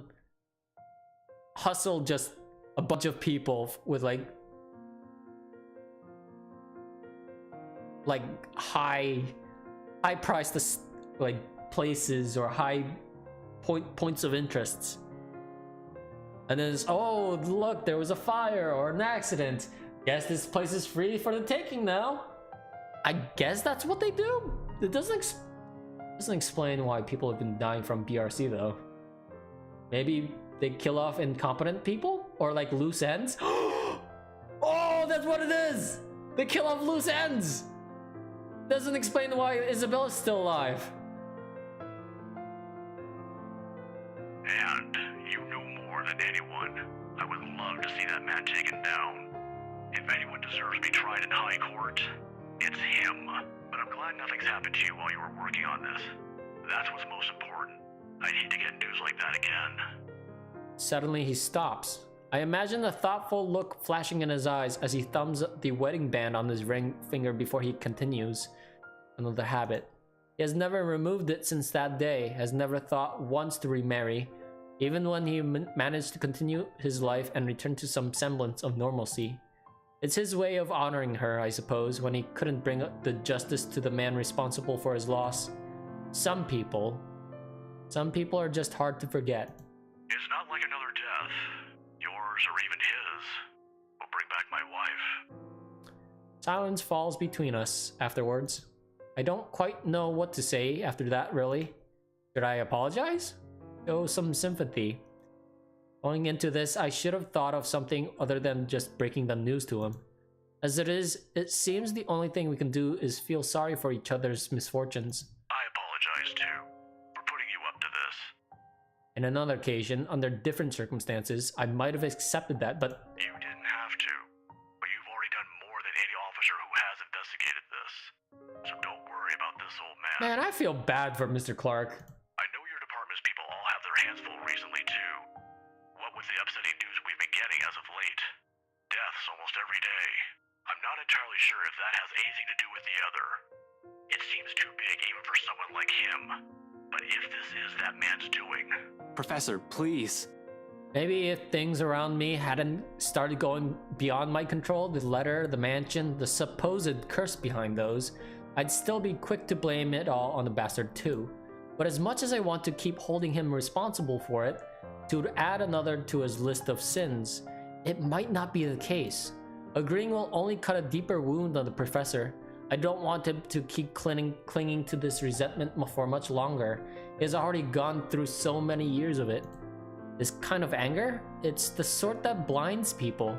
Despite his reassurances, the bitterness still seeps into every syllable he utters. It's one thing for me to act like this. It's painful to watch someone I considered a second father to go down this path. Please don't apologize. It's really all right. I can try to get it back on Monday when I meet with the chief. No promises, but if not, I'll make sure to keep an ear out for any news. Chief said he's passing it on to a senior officer. I should be able to catch a few tidbits every once in a while. But I swear I won't just give up on this. I'll do everything in my power to get Aunt Liz's case reopened for you. Promises. Again. A bad habit at this point. I wish I could do more for him. All this time I've prided myself over being the one to always know. Because suddenly, aside from Wright and the murders plaguing the city, I have ghosts and curses to worry about, things that are completely out of my depth. Professor Clark's right in some way. Things would be so much easier if we just blamed Luke Wright for all of this. At least finding evidence would be a breeze, and I'd be all too happy to put him in a place he belongs. Although if he was in any way also complicit to what's happening, legalities will have my hands tied. Maybe that's also my fault. I might have missed the ticket to closing the case once and for all last night. If only I had done a better job during the party. But then the commotion. There was Hannah Wright and Rebecca distracting me from my purpose too. What? Don't blame Rebecca! I'd include that gate crusher as well, even though it's only for a moment. The gate crasher? Oh. So many things have gone wrong last night that This isn't a prank! I saw something! Oh my god! Richard! It's this moment he saw the ghost!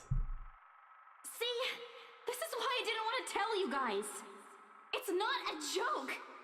Will you guys listen to me first? I saw something in the house earlier. It stood right in front of me. If I hadn't gotten away, that thing might have... Yeah, about that. Gotta go out. Peace. No, wait, come back. No, you are staying right here, mister. Last night at the party. But it's real. What do you think I saw? It happened after, when I was trying to get away. I almost got stuck in the same room with that thing. We're all in danger. I thought you were my friends. What? That woman. Why don't we all calm down first? I'm sure Isabella has her reasons too. No need to be hard on her. Shit. Wait, the call just reset. This timer reset. What? Am I calling him again? If that was what Isabella has been warning us about, if it was the same thing Rebecca talked about last night, or what Zach told me a few days prior, how many of these instances have I dismissed since reading the letter? How many have I ignored and passed off as some effect of fatigue or lack of sleep? Even last night, the hallucinogen, lacing the food is the first thing I considered, purely because that's what my training dictates. It's a mindset I've grown used to. It's the setting the gears in my head automatically takes in the situation like that. Of course, I'm not discounting all of that yet until I have enough information, something to form a conclusion from. Proof in whatever for it may come. But thinking straight is impossible when all of a sudden all of your beliefs are being upturned in the most violent way possible at that. Jesus, I just need a sounding board. I need someone to talk to, and Zach's the best person for that? Why do you say that? Is it because he's the highest relationship thing? Yo, everyone's best friends with Zach. Look at this.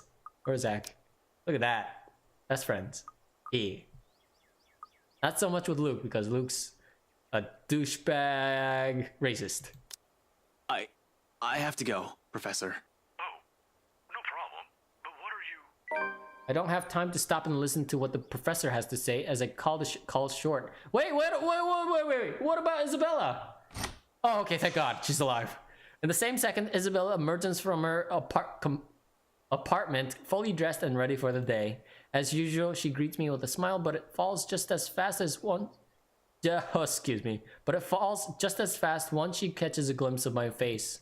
James, that would have been the first comforting thing I see today. It annoys me that I'm partially responsible for the worried one replacing it. I can't say anything. I must look close to a picture of someone choking or dying because there's nothing but concern in the first words she speaks. Ash, do you need to go to the bathroom? Yeah, no, I don't, okay. But we should hurry. Come on, don't forget to lock your door. Seriously, you look like you're about to fall over. It only takes a person once to be like, I'm a believer, not an unbeliever. Because I think this is a thing with like UFOs and shit like that too. It's like that saying, I won't believe it until I see it. I guess most people are like that. I consider myself to be one of those people. Are you alright? Because if you're planning to faint right here, I won't be able to carry you. Yes, don't mind me. I just remembered some stuff from last night. I need to talk to Z-Man about this. Mind if we drop by his place first? Shouldn't we call him? To let him know? It's still pretty early, though we'd probably arrive there around noon. Kind of wish all four of these guys just lived together. That'd make things so much easier. Also, what do you mean about this? Is Zach... He was also there when I opened the letter, right? He read it too. I'm sure he's fine, but it wouldn't hurt to check on him. Oh no. To make sure. See if... Oh no. If he'll say the same things you told me yesterday. Oh no, is he okay? If he's also seeing things... Oh my god, the last time we saw Zach was... When was it?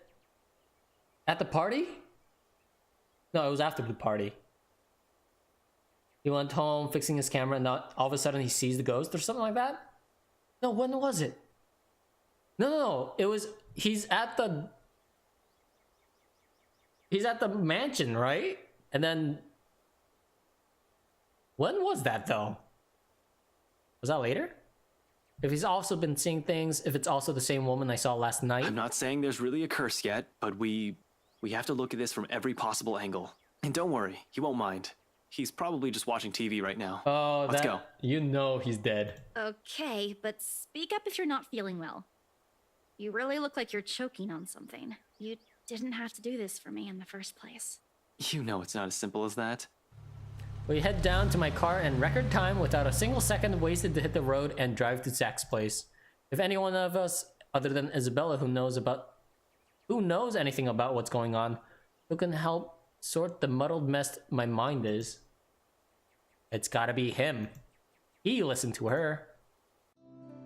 Zach's the kind of guy who prefers to laze around his apartment on a weekend, especially after having a busy week like the last one. The big guy's nowhere in sight, though, when I arrive in his unit. Figures people don't seem to be where they should be when I need them. Looking around, I find no sign where he might have gone to. He's at the mansion! He usually leaves a note on his fridge if he's out for the day, just in case someone drops by. And there isn't one. He's probably just went out for a quick walk, I hope. Maybe he ran out of eggs or something and went out to buy some? He is out of eggs after all. It puts my running mind to rest for a while. He always has to have some, be it for an omelet or something he's baking. Ash, should you be rummaging around? Do they only sell eggs in 6s? Because that's not a lot of eggs. Europe. It's probably sell them by 12s. Dozens? It's bad enough we went in here without asking for his permission. Chill, I'm just looking. Actually, I could also go for a fucking pie right now, Zach. Wow. But Zach's fridge is next to empty, save for a few leftovers. All I can do now is sigh and close it behind me. If you see me take anything, feel free to call the police. Isabella is quick to shoot me a sharp glance, and another chuckle slips from me despite the unease in my stomach.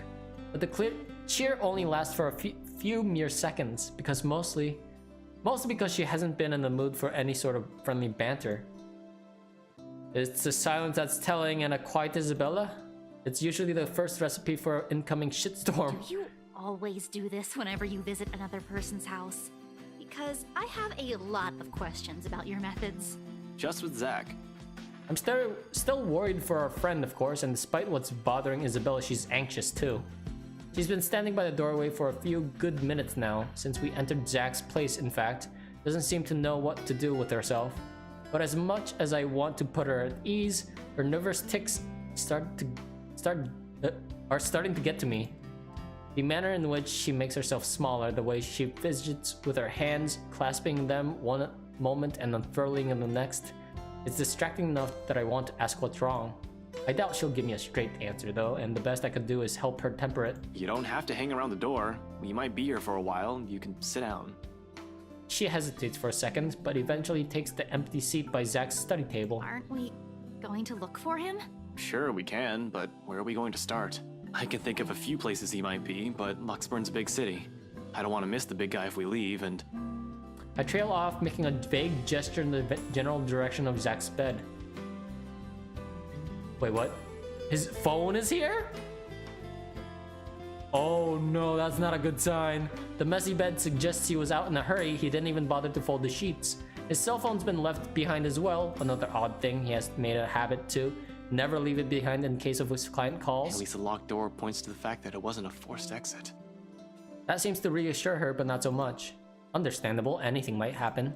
In hindsight, we shouldn't have left Rebecca alone too. In hindsight, I shouldn't have left Rebecca alone too. We'll have to check on her later. In the meantime, Zach, with no other clue where he is and no other way to contact him, we have no choice but to wait. Sure, I could give the room another... Oh my god, he's dead. Oh no, I fucked up! He's dead! But I don't think Zach would appreciate me upending his place. Isabella won't let me do that either. Besides, I haven't eaten anything yet. God damn it! Why is that the first thing in the time of emergency? Isabella probably hasn't too. We did leave in a hurry. Might as well take this chance to cool down a bit, right? Anything to distract myself so I don't charge ahead. First, because of whatever paranoid scheme that might come around.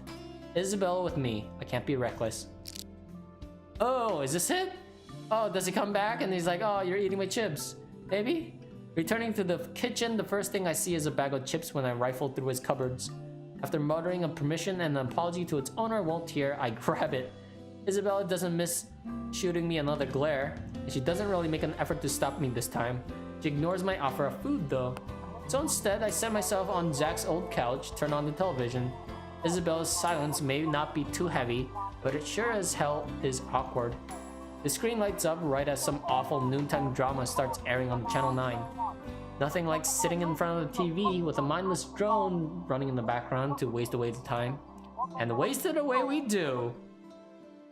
The afternoon has hit its last few hours when movement comes from the other side of the door and Zach's heavy treads breaks the monotonous drivel from the TV.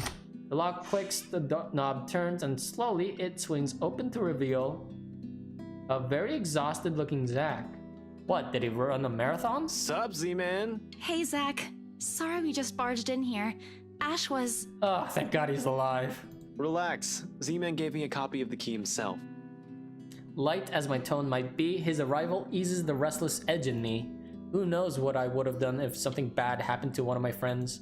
If another minute had gone by without him showing up, I might have resorted to unconventional methods. Only after you broke the 13th one? I can't keep replacing them every time you think it'd be a good idea to break into my apartment. And stop calling me Z-Man! I didn't break anything this time. Ash, just because I gave you a key doesn't mean you can just stroll in here whenever you want to. And hey, is that my... It's scary how the friendly banter and easy smile come naturally. I do it even without thinking, and that speaks volumes about how comfortable I am around him. That's nice, isn't it? What makes me afraid of it, however, is the idea that a time might come where I might just do these things without even meaning to, and offend him in some way. The friendship we have might be closer than most I've shared with others, but there are boundaries you can't cross without the other's permission. Zach's been respectful of that so far. Neither asking about my parents or what happened to them. Me? I bet he'd say not so much. Not in that accent. It's also this easy banter that makes me wish we could just stay like this. No worries, no problems, just potato chips and a debate on whether or not I deserve them. But as usual, something always cut moments like this short. Of course he eats all of it. You know, I was saving that for the weekend. Did you at least share some with Bella? Don't worry about it. I'm good, Zach. Really? It's free food, you know? What was that you usually say?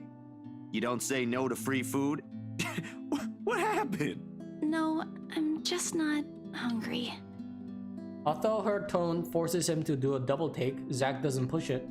The question's all too clear in his eyes and when he glances my way though. I really wish I could answer him. Despite my best efforts, Isabella's been unforthcoming as well. What am I supposed to do? I can't just force her to speak, can I? She's not a criminal to be interrogated. She's a friend, for peace sake. It's a good thing Zach has a better handle of the situation than I, and soon enough, he changes the subject. Where it leads to isn't necessarily the better topic, however. Aye. But if you want something, just say so. I've got a fully restocked pantry right here at your disposal. Still not a 5-star level thing, but for an empty stomach, it'd do. Just say the word. Thanks, Zach. Maybe next time.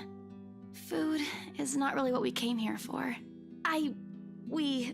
Ash, he's the one who... She stumbles into one of her uncertain silences again before glancing my way. There's a plea in there for me to take the lead in this, but where do we start? The mansion? The strange things we've been seeing? The letter? Even I'm afraid of what he might say.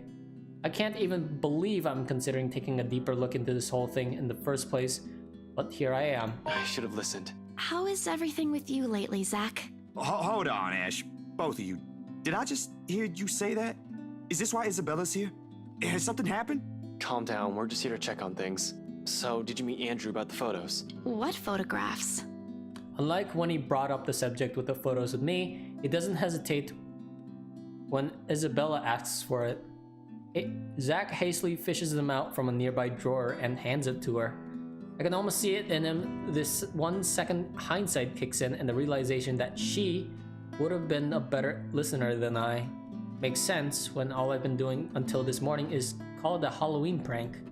She goes through each of the prints in silence, her shoulders growing stiffer by the second until she has gone rigid and pale. But it is the telling glance they exchange afterwards that speak volumes of the things running inside their minds. What did Andrew say about them? It could be one, but there's no guarantee it's a supernatural thing. It doesn't always happen. So, that's a dead end right there. Now that I think about it, bothering that guy for this feels pretty silly now. But with the dreams lately... That's all? Did he say anything about the damn letter? Did you ask him even? As expected, Zach looks to look at me like I've grown a second head. Yeah, I would too, if there was ever a universe where I was standing in front of myself. Because even as a child, I never believed in ghost stories. The lucky charms and mystical objects from my mother have often been stored away or given as paltry gifts to those who would appreciate them more. Yeah, that's really everything. The letter kind of slipped my mind. The photos were more important at that time. There was some stuff about the local horror stories, though. Talked about the curses, and he was really fascinated with the story about a wraith asking for a sacrifice to move on. Kinda nasty if you ask me, but it does make sense if you simply go along with it. I'm not sure how this will help in the grand scheme of things. Why are you asking about this anyway? Rose's death isn't just a coincidence, Zach. It may have something to do with... I may have... Wait, stop right there for a sec. I thought you ain't buying this stuff, Ash. Just the other day, you said the exact same thing. Granted, I haven't eliminated every single possibility here yet, but what else is there to go off from here? The worried look Zach shoots my way doesn't help one bit in helping me gather my thoughts either, when that's what I came here for. Somehow, everyone's suddenly just so worried about me. It's not like I'm pulling this out of my ass. I still don't, but even Rebecca, out of all people, claims there's something. Whatever this is, someone has got to look into it. Everything about this screams shady. And along with Isabella's warnings, what's occurring around Zach, what's happening around Luxborn since Isabella found the letter. Have you two seen the news this morning? Zach's puzzled expression is enough answer. Of course he hasn't. Another night, another nightmare. The guy most likely went out as soon as he got out of bed to shake the images off. The memories have never really left him. Isabella, though... I haven't, actually. Mama called, and I was busy. That could easily mean anything. Did her kuya, her older brother, end up in jail again? What? Yo, that older brother gotta fix his shit.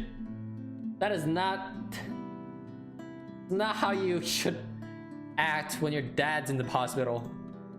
You had to bail him out numerous times in the past. What the fuck?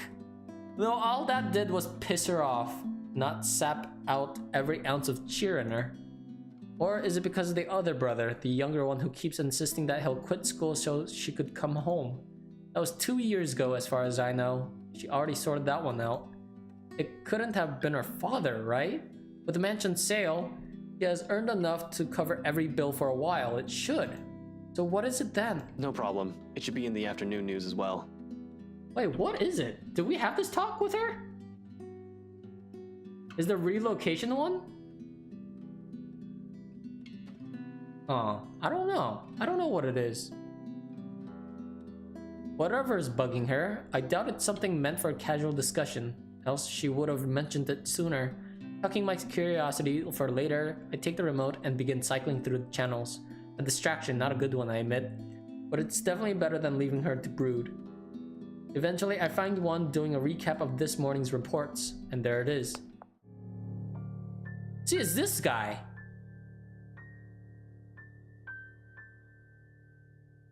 The poor guy is unidentifiable with how badly his body's been burnt.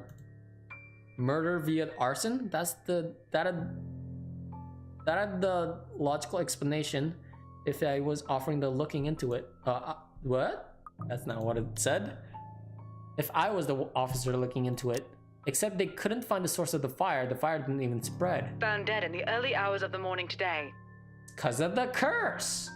So it is the slave that got burned. Doesn't explain how the ghost also changes or transitions between the Lady Charlotte and the slave. The fire was contained within the room and no other tenants were harmed, according to Luxborn police. They're going to consider spontaneous human combustion soon enough. They don't find anything else. But what's important for everyone to note is the state of the room. A similar writing was found in another victim's room from last week's incident. Both were employees of Briar Realty Corporation. LBN has reached out to the... Like what happened to Cooper. Hell, I wonder how many other deaths like this I've missed while I've been looking into Right. The LPD's already thinking it's a serial killer at this point. How long until they consult with the London Metropolitan, I'm not sure. The Anselm Butcher has always been an enigma even to the police within the city. Gone for a few years, then in the next one body after another is found. Merely handling the case has apparently driven the chief inspector insane years ago.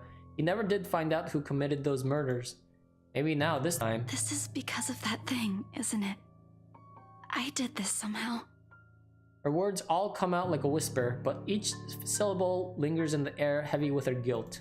In the thick tension of the room, they strike harsher than any of the things we've said.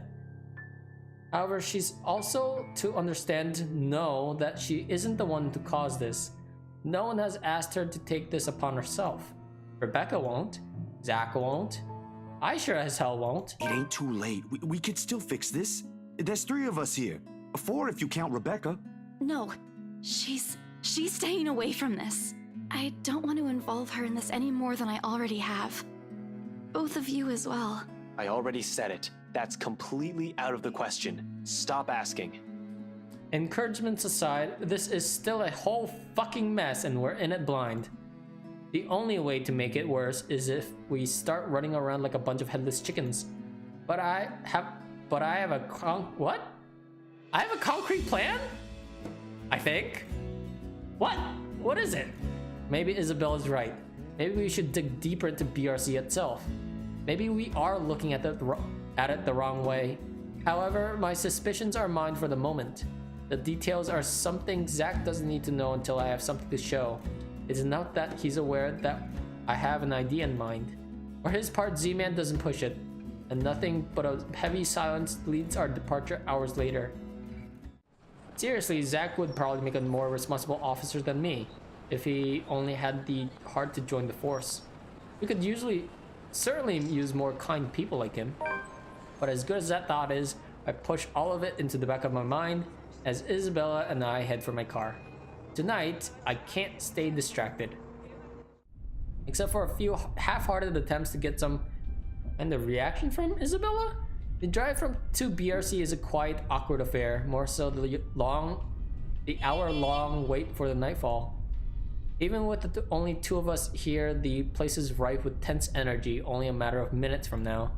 But the ticking seconds don't take away from the edge, and for the 5th time, I reach out and fiddle with the radio, adjusting and turning the knobs with no real purpose. That's a nice radio. I see you still have a CD player. It's a nervous quirk I've developed and never bothered to correct during stakeouts, something to keep my mind occupied during long nights. What else is there for me to do? The person I usually count on for a casual out-of-the-blue chat refuses my attempts at the starting one. Ash, out with it! The way she quickly falters into silence after, in spite of the tone she takes though, it makes me doubt if she really means everything she's telling me right now. She hasn't even glanced my way since we arrived. Having second thoughts? You can still back out if you want. We're just going to my office. Why should I? Dunno? You can get in trouble maybe. This isn't exactly legal. Scope BRC out, see if the real estate company has any more information that may be of help. Find out things about Cooper and the other agents assigned to the Ermengarden mansion. According to Isabella, it's the last property the victims have worked on. Sure, I could also check the station for full reports. That's the easy, semi-legal way. But I don't want to bump into Chief right now. The guys at the precinct will definitely throw me out on his orders as soon as they see me. Not that my plan right now is any better. I'm just breaking into a different place more or less with a civilian to boot. The latter still doesn't sit well with me and never will, especially if this might put her in a very tricky position afterwards. She's been very careful when it comes to her work, almost a model employee, as people would say. Why is she throwing caution to the wind now? I'm not an employee here. I'm not supposed to be looking for any confidential stuff. Only people like you are privy to. If you mentioned earlier that this is your plan, I might have had enough time to think about it. I already promised to help if you need access to those files. I didn't think you'd want to see them this soon and in this way. Besides, the same goes for you, right? You were taken off your case. Won't you get in trouble with your boss? I'm gonna guess that Ash actually finds something out. There's no other reason why he would call for Rebecca and Zach after the fact. Honestly, it's a toss-up between breaking into her office or into the Wright's mansion. As it stands, I'll have an easier time getting in here first. After all, why would someone want to break into a realty company? Been here many times before anyway, for a few casual visits when I wanted to bug Scaredy Cat. Over the years, I have more or less grown familiar with their security setup and how badly staffed they are. Plus, it's an old building. If the bankruptcy rumors are true, it just means their access protocols might also be outdated. Still, I can do this on my own, you know. Really? And how are you even planning to get into our office without an access card? Please explain. Well, I was going to pry open the card reader and use a gecko. You're a hopeless case. I really want to know why no one has locked you up yet. Yet you're helping me with this. Willingly. I don't think that'll sit well with the Philippine embassy either. Chances are you'll probably get deported the minute they find out. Low blow, I know, but it's worth a shot when he still can't turn back. Wait, when she can still turn back. It's not like I don't have any means to get into the place. With or without, I have a way. At least I have a reason to be snooping about. My badge and rank can speak for me in case things go south. You? For a passing second, it seems to work. A hint of panic and hesitation flashes across her features when she looks to me with searching eyes. Then unexpectedly, it dissolves? Not behind the fear I'm anticipating, but underneath something sharp and searing. I'm not sure what he sees exactly or what she's hoping to find in the short while she holds my gaze. All of it merely goes unspoken, and no longer than a minute later, she simply averts her attention back to the window, painting it once again at some point outside. Isabella, please, now's not the time. It's too late for that, Ash. Give it a rest. An appeal spoken in a voice too harsh coming from her, perhaps unintentional, perhaps one that's already too exhausted of everything that's going on lately. It's not hard to... That kind of scared me. Thanks, Ashhole. It's hard not to concede when she's taking on that tone, and soon, despite myself, I sigh, tucking away every concern I've been lugging around in favor of trusting her on this. According her the same confidence she has implicitly given me all this time. All right, okay, if that's what you want. And don't worry, I didn't mean what I said earlier. I won't let anything happen to you. Yeah! Her lips briefly turn up in a smile, though none of the cheer reaches her eyes. Just get this over with, okay? Everyone should be out of the office by now. Somehow the uncertainty in their posture makes me wonder if she intended it as some kind of comforting gesture. Whether it's for me or for her, she doesn't let me find out. Without saying another word, she exits the card while I'm left scrambling and chasing after her. She's already at the side entrance, a hand raised on the card reader beside it, and another poised to push the door open when I catch up to her. Whatever doubt there has been on her face a while ago, it's gone. Seeing her like this makes it easier to believe my worries are unfounded, that things might go smoothly this time. And where do you think you kids are going? It's late. Most offices in this building have already closed up shop for the weekend. The bloke seems friendly enough, though one can't really tell from his voice alone. It might be the wary sort for all I know. Keeping an unconcerned face and aloof air won't hurt until I figured out how to wiggle us out of this situation. Just come back on Monday if you have important business. From the way Isabella's face brightens up, it looks as though getting through won't be too much of a problem. He's probably been working here for a few months already then, maybe around 4 to 6 months max. Otherwise, he would have recognized Isabella or me at first glance. I haven't shown my face here since I've been assigned to the firm case a year ago. In the first place, none of their security officers ever lasted the year in service. The longest was around 7.5. I'll give this guy around that before he gets fired or finds another better paying job. For the moment, his too friendly attitude is almost a gift. Hey, Seb! Oh boy. Oh, look who we have here. Been a few days since I last saw that ponytail in here, Santiago? Close enough! Wait, don't tell me yet. I'll get it right this time. Sanchez! You were closer the first time? Drat. I swear it is on the tip of my tongue. I just need a hint to remember. Santos? Oh my god, I forgot. What the fuck was her name? Yeah, Santos. God damn it.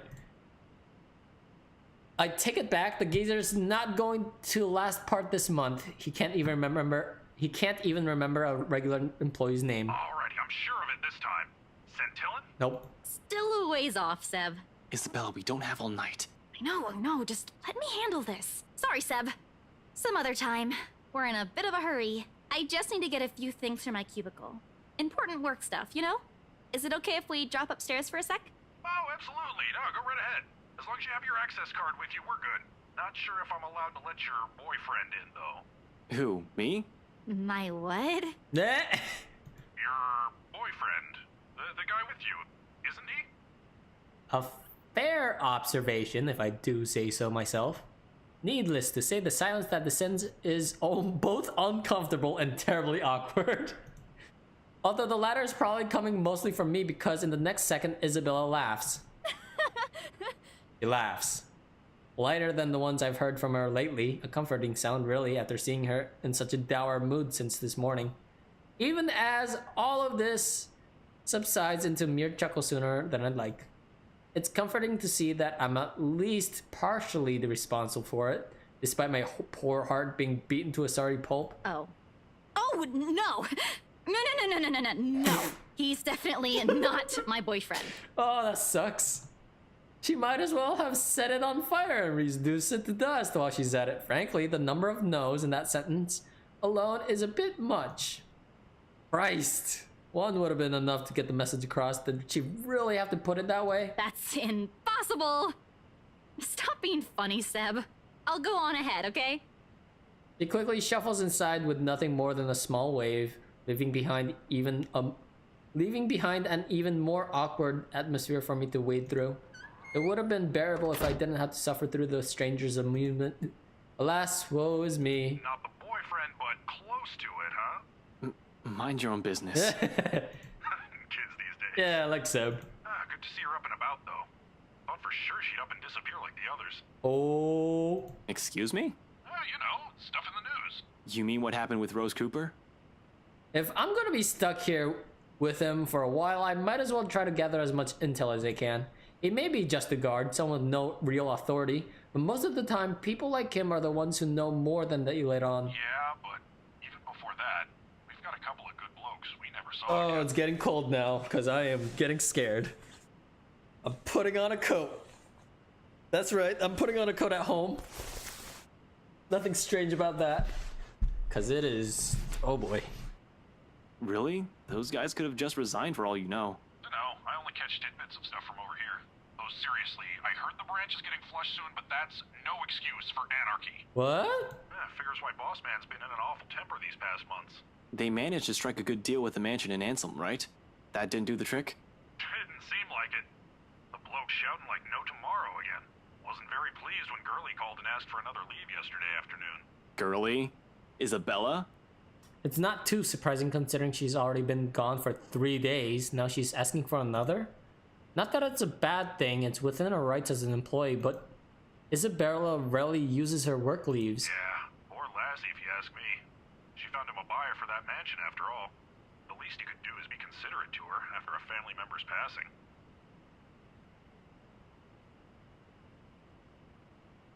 Her dad?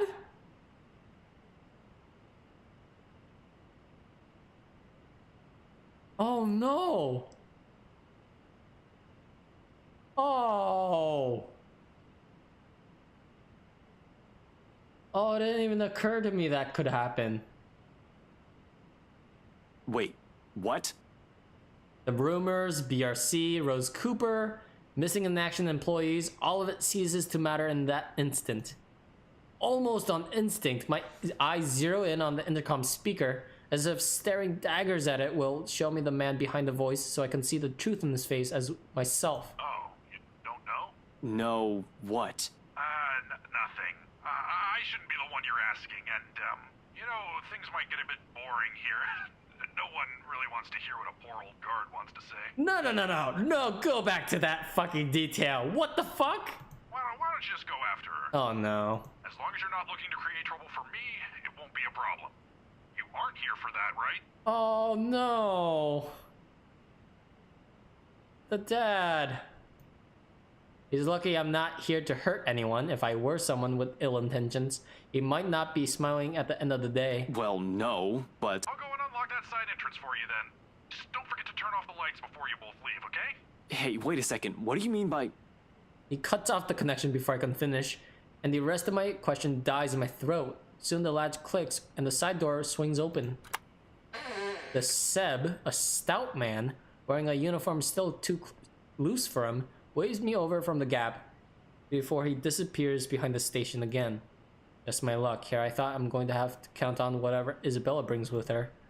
Although no matter how much I want to feel happy, something else has already taken a firm seat in the forefront of my mind. Is that why she's been acting not like herself today? Since when? Of course, as I step into the building, I try to push all the thoughts and questions as far down as I can. I need to focus. Work is work. But if what I've heard is exactly what I think it is, if it's a sign of things to come, honestly, I don't feel too good about that. It's a quiet ride up to the... Oh no, Ghost Girl. To the 7th floor where the BRC Luxborn main office is. Seb has been kind enough to switch the guest elevator's power on, just as I'm about to head for the fire exit stairs.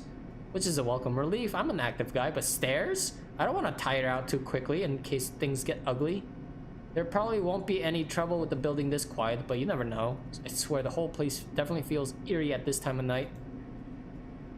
But until I've confirmed anything, these are still just stories. Worse things can happen no matter. No need to scare myself. Staying calm means fewer mistakes. Oh, I sure am fucking gutsy, especially with what I'm doing. I'm breaking a lot of laws here. I'm also putting Isabella into a lot of risks. Best thing that can come out of this is that Isabella's right all along. Worst case scenario? 1, someone finds out Isabella's involvement in this and their boss fires her.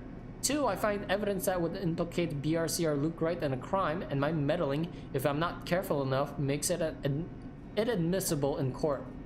Though I'll be honest, I'll strongly prefer losing my job of fighting the right over some spirit or ghost or whatever it is. I could always work around the problems with the former. Isabella could also find a better job. PRC never did pay her properly, despite her efforts. But fighting off a phantom? How does one even do that? Do guns even work on them? Yeah, not going to happen. But tonight, I'm here to fix things. If I do it without leaving a trail, all the better. Good thing that's what I'm good at. Oh boy. What I'll probably never be good at is finding the proper words when a sitch calls for it. But seeing Isabella's small form beyond those doors, how she's how she pushes through despite carrying an entirely different burden this time, how she's pretending as if everything's normal, it's difficult not to try. People who have never looked beyond her smiles will never know, will never understand. Hell, even Rebecca is probably not even aware of this. I get it. We have other problems at hand. I've done the same thing plenty of times to protect myself, after all. But it's all in her eyes once she glances up at the few light raps I give the door. She wastes no time in leaving the mess of papers on the table and opening it for me. Though even her confusion, as she takes in my presence, barely hides it. Seb, let you in? Wait, we're both here? That didn't happen last time. The rough edge in her voice... No, wait, did that happen last time? Oh, this is after we saw the ghost in here and helped me on the printer. The rough edge in their voice rings a whole different tune now that I'm aware why. But knowing is different from hearing it straight from her. I can't simply bring this up, can I? It's not a soup topic suited for casual conversation, and I doubt she wants to talk to me about it. As much as I want to help, there's a distance between us I'll never be able to cross. One that I wouldn't even be there if it wasn't for me. Perhaps if I had been more honest years ago and less of a coward, I might have been able to. Figures I couldn't even do that for the one person I keep telling myself that I care deeply about. What can I say? I'm a very charming person. To a rock, maybe. This is the closest we can get to, I suppose. The late banter, the fleeting glances, or sometimes